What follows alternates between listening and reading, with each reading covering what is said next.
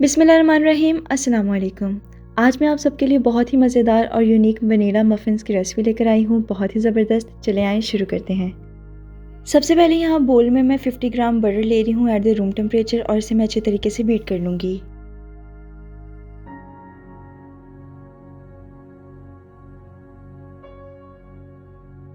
हमें इसे इतना बीट करना है कि इसका कलर चेंज हो जाए और अब मैं इसके अंदर थोड़ी थोड़ी करके आइसिंग शुगर ऐड करूँगी, वो भी हाफ़ कप।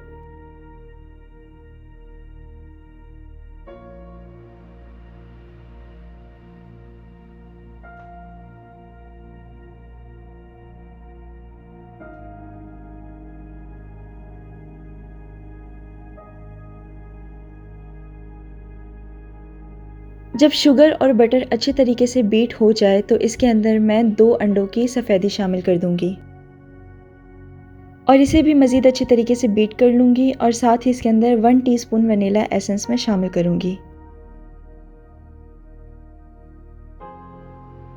सफ़ेदी को बीट करते करते ही मैं इसके अंदर 2 अंडों की जर्दी शामिल कर दूंगी।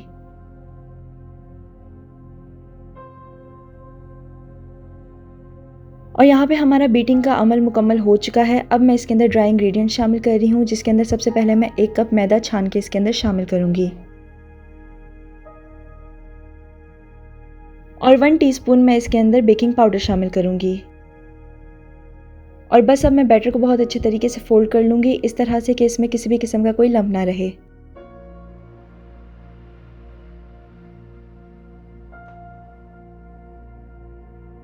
बैटर यहाँ पे हमारा बहुत अच्छे तरीके से फोल्ड हो चुका है। अब यहाँ पे मैंने बेकिंग ट्रे ली है और इसे मैं अच्छे से ऑयल से ग्रीस कर लूँगी।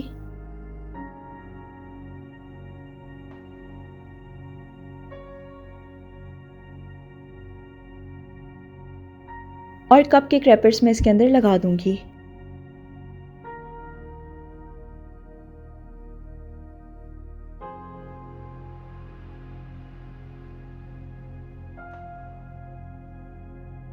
और अब चम्मच की मदद से मैं इसके अंदर बैटर डालूंगी। बैटर मुझे इसके अंदर हाफ तक फिल करना है, क्योंकि जब ये बेक होंगे तो वो फूलकर ऊपर भी आएंगे।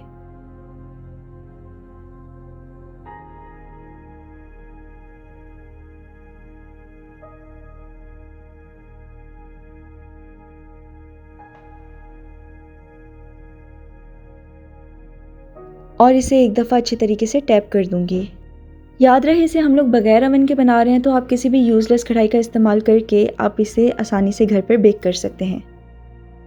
मफ़िन्स यहाँ पे हमारे बेक हो चुके हैं, इसे मैं डिश आउट कर लूँगी।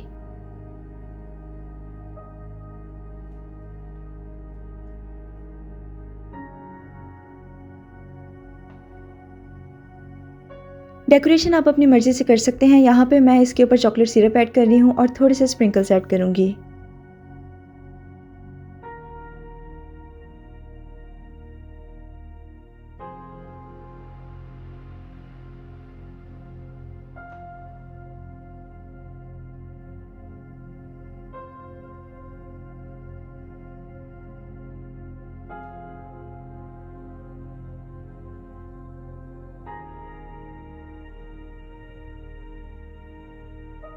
वनीला मफ़िन्स यहाँ पे बनकर हमारे बिल्कुल तैयार है। आप लोग देख सकते हैं कि कितनी आसानी से मैंने इसे घर पे तैयार कर लिया है। मुझे उम्मीद है कि आपको ये रेसिपी बहुत अच्छी लगी होगी।